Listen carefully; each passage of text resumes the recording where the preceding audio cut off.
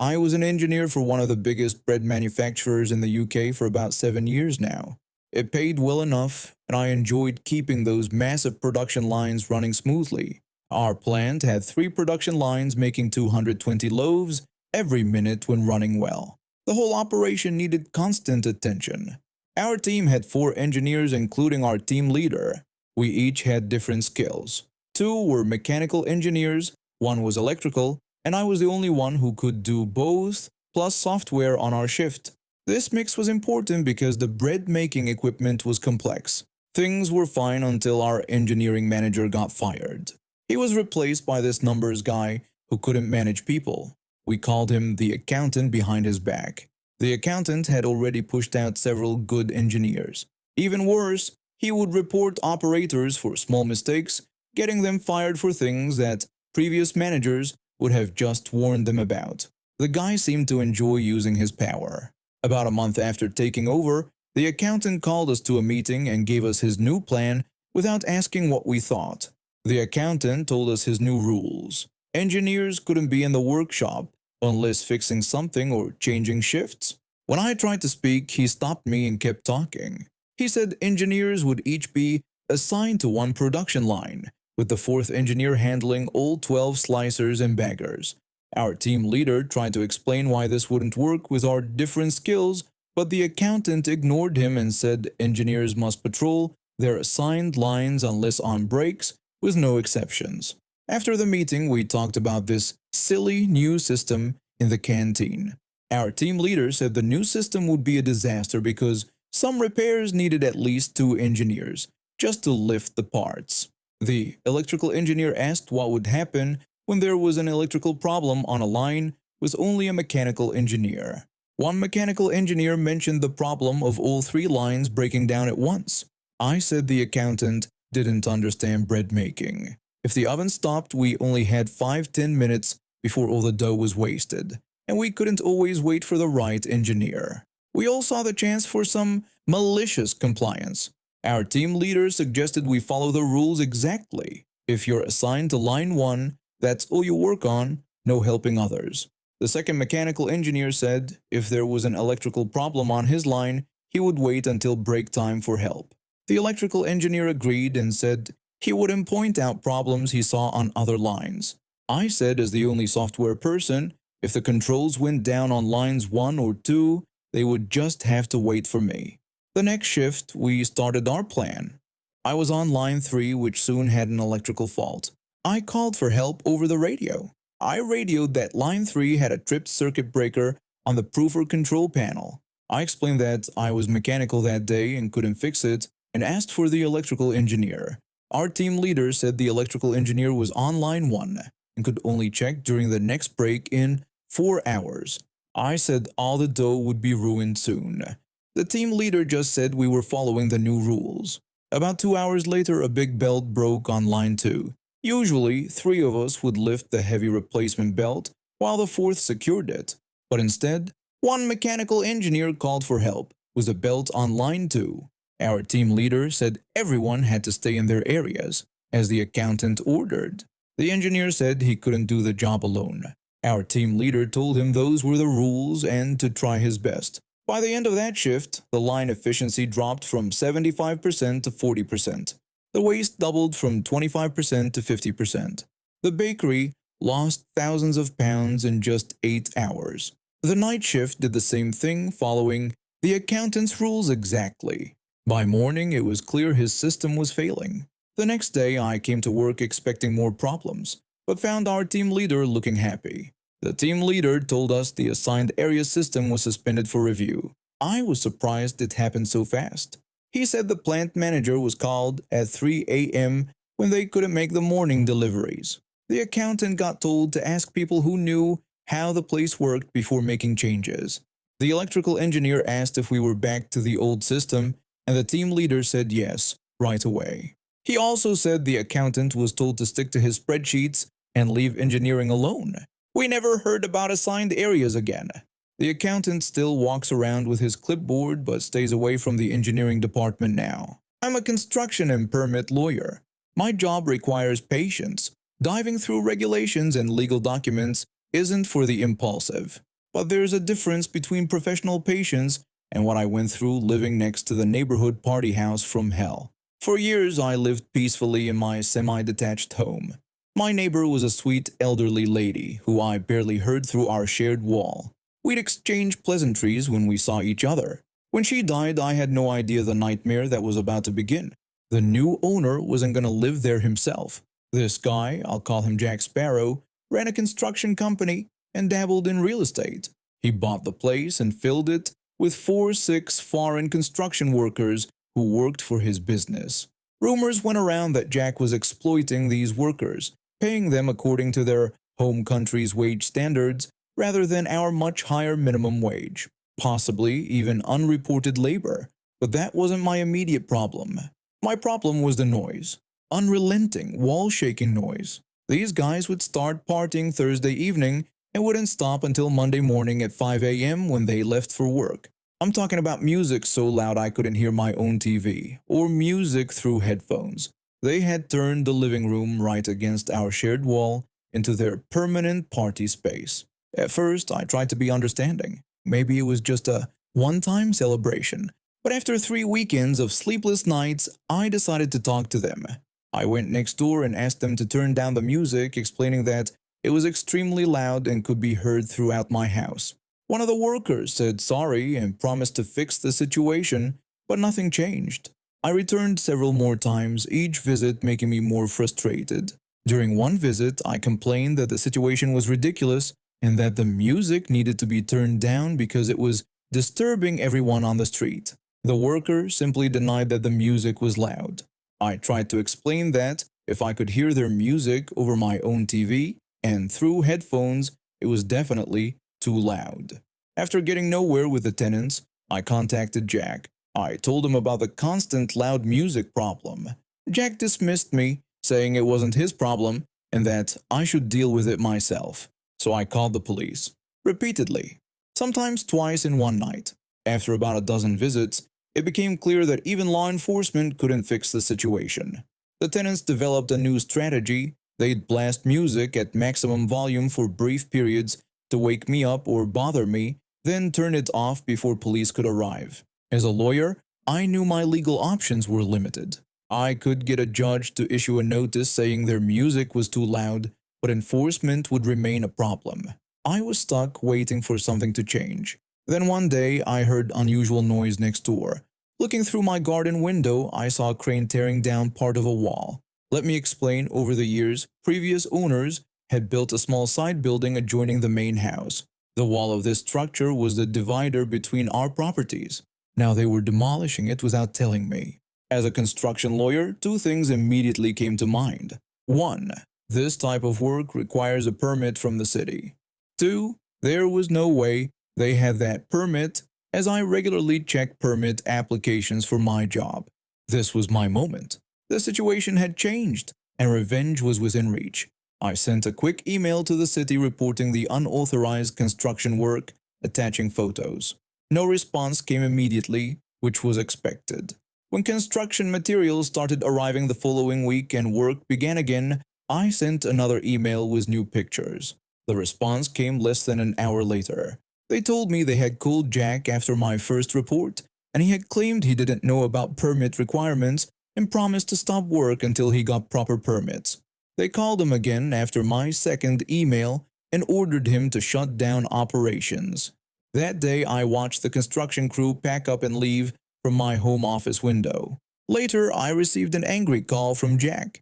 He accused me of reporting him and threatened that I be sorry. He said he was going to come after me for damages caused by the delays. I responded that even if I had reported him, I hadn't done anything wrong. I pointed out that he was working without a permit, which was illegal, and that as someone in construction, he should have known better. I ended the call. Jack had no idea what I had started. He was like Jack Sparrow, and I had just rung the bell that would awaken the kraken destined to destroy him. After some research, I discovered something interesting. The previous owners of both houses had talked about the side building and agreed to share the cost and ownership of the dividing wall. That wall he partially demolished, it was 50% mine.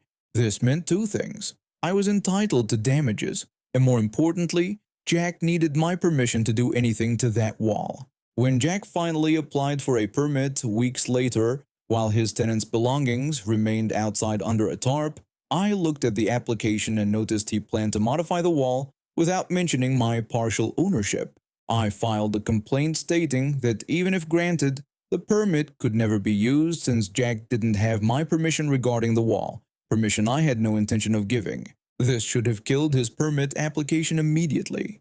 However, Jack had connections in the construction industry and somehow got his permit approved despite my objection. He even called to brag about it. But in my country, you can appeal a permit decision by paying a €100 fee, which I gladly did. The appeal went to a higher authority that didn't care about Jack's political connections. They revoked his permit based on the legal grounds I'd mentioned. Jack's project was now blocked until he fixed the issue with me, which wasn't happening. By this point, 7 months had passed. The tenants were living with an unfinished construction project in their yard, their belongings stored elsewhere with no end in sight. But there was more. Doing construction work without a permit is also a criminal offense. My report had triggered a criminal investigation against Jack. Not only did he face potential fines and jail time, but since he used his own construction company for the illegal work, his entire business was at risk. One possible sentence for this type of offense is being banned from construction activities, either temporarily or permanently. During this ordeal, Jack tried to sell the property, but faced two major obstacles. First, the property had an illegal status due to the demolished side building, which would stay with the property until resolved. This decreased its value since no one wants to buy a property requiring more time and money to legalize. Second, Jack's business model involved putting workers in cheap houses, letting them trash the place, then demolishing and redeveloping or selling to developers. But due to the construction crime and property status, he couldn't proceed with step 2. Any renovation permit would require addressing the illegal demolition, which he couldn't do without my cooperation. He couldn't sell it as is either. The place was trashed, and any developer would back out upon finding the legal issues, and a neighbor, me, who would oppose major development plans. Today, Jack faces a criminal court proceeding that threatens his business and livelihood. City services now scrutinize all his projects, aware that he cuts corners on permits and regulations. He can't sell the property without taking a massive loss, can't develop it, and can't get my permission for any plans involving our shared wall. The rowdy tenants still live there, but in reduced space. They've quieted down, possibly because Jack blames them for his predicament. All it took was a nudge from me to set the municipal bureaucracy the kraken upon Jack Sparrow, ruining him. I barely had to lift a finger. The system did all the work. Yesterday, me and my wife went on our weekly shopping trip to Aldi's.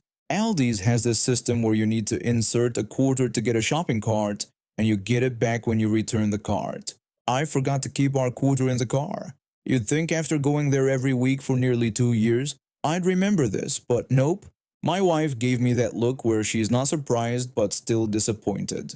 We usually buy enough food to last a week, and neither of us wanted to carry everything in our arms.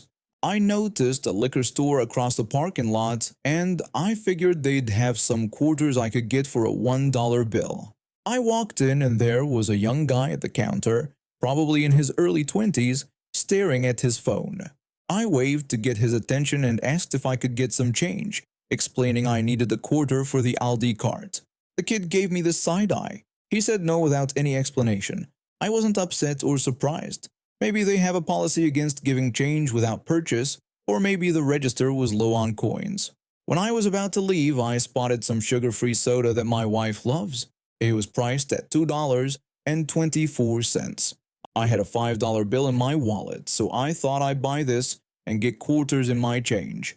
I grabbed the soda and brought it to the counter. I told him I'd take the soda and handed him my $5 bill. This kid looks at me, rolls his eyes, and starts ringing me up. The total came to $2.24 with tax, meaning I was owed $2.76 in change. I didn't expect to get a lot of quarters, but the cashier gives me two $1 bills, a penny, 1/4, and a half-dollar coin. I didn't notice until I left the store. I felt something large in my palm and looked down to see this massive coin. A half-dollar coin is twice the size of a quarter, and they're pretty rare in everyday use. I stood there in the parking lot staring at the coin. I needed a quarter for an Aldi cart, and this smartass gave me a half-dollar that wouldn't fit in the cart slot. I walked back to where my wife was waiting by the Aldi entrance. She asked if I'd gotten a quarter, and I held up the half-dollar coin and told her not exactly. She asked what it was, and I told her it was a half-dollar and that the kid at the liquor store had been clever. When she asked if we could use it in the cart, I told her no. We both stared at the coin, then at each other, and started laughing. Here I was, a grown man stuck because of a cart system and a snarky cashier. I went back into the liquor store. The cashier looked up surprised to see me again. I told him I needed a quarter for the oldie cart since the half-dollar wouldn't fit, and asked if I could trade it for 2/4. The cashier said they don't do exchanges on change. I told him I had bought something to get change for the Aldi cart, and a half-dollar wasn't helping me. He said it wasn't his problem. I was getting frustrated. I asked to speak to the manager. The cashier said the manager wasn't there. When I asked when they would be back, he said he didn't know. Just then, an older man came from the back room and asked if there was a problem. I explained the situation, showing the half-dollar coin. The manager looked at the cashier and asked if he had given me a half-dollar when I had asked for quarters. The cashier shrugged and said I had asked for change, and that was change. The manager opened the register, gave me 2/4 for my half-dollar, and gave the cashier a stern look. I thanked him. I walked out and headed back to Aldi's where my wife was waiting. I held up the quarters. She asked if I had been successful, and I said yes. I know I might be the bad guy for making a fuss over something so small, but I found the whole situation funny. I don't think I've held a half-dollar coin in over a decade.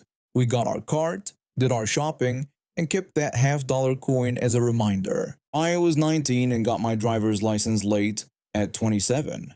I found a 1987 Ford Escort outside a mechanic shop for $300. My parents thought it was a good deal, so I decided to buy it. When my sister found out, she burst into tears and said she had wanted it. She already had a working car and couldn't afford to buy the Escort anyway.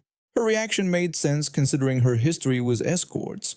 At 16, she bought a blue 1989 Ford Escort without permission.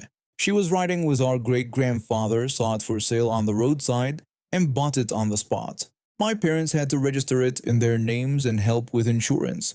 The clutch went bad almost right away, and my parents paid $900 for repairs, even with a discount through our mother's connections. My sister treated that car badly. She drove it recklessly, smoked in it while underage, and filled it with trash. She crashed it into a pole, damaging the front. Later, the car got impounded, and she didn't try to get it back. The lot probably sold it for scrap, and my parents likely paid the fees. Back to my Escort. My sister was bitter about me buying it. She was jobless then, dependent on her nasty boyfriend. She pretended to accept it, but her behavior showed otherwise. She criticized my inability to drive a manual transmission. When I told her I could learn, she scoffed. She kept saying her Escort was newer and accused me of copying her, like when I got a Game Boy after she had hers in the 90s. She pointed out every fault in my car. Yes, it had problems, but it was my first car. I tried to fix it up. The mechanic replaced the heater cord cheaply. The car ended up as a farm vehicle before being sold for scrap. There was another Escort of the same model for sale locally at the same price, but my sister never tried to buy it. The real problem happened over something small. One day, I found a seat cover with glow-in-the-dark skulls at a discount store for about $5 to $10. I bought it. When I got home, I showed it to my sister before putting it in my Escort. Her eyes lit up. She said I had bought her a seat cover. She grabbed the box from my hands and started walking away. I stood there stunned. Then she looked more closely at the design and her expression changed. She complained about the skulls, calling it ugly. She tossed it back to me as if I'd offered her garbage. She said she didn't want it and walked off, leaving me holding my seat cover. Later, when I called her out, she tried to gaslight me. She claimed it was just a joke and denied trying to take it. She stuck to that story. But I know my sister. This was another power move. She was trying to take it, probably to see how I'd react. I think she did it because I bought her escort. Over the years, she went through 7 cars in 10 years, each with its own drama, each treated with the same disregard. That day with the seat cover showed everything about our relationship. She felt entitled to what I had, even when she didn't want it. She couldn't stand seeing me have something she didn't. I installed that skull seat cover in my escort.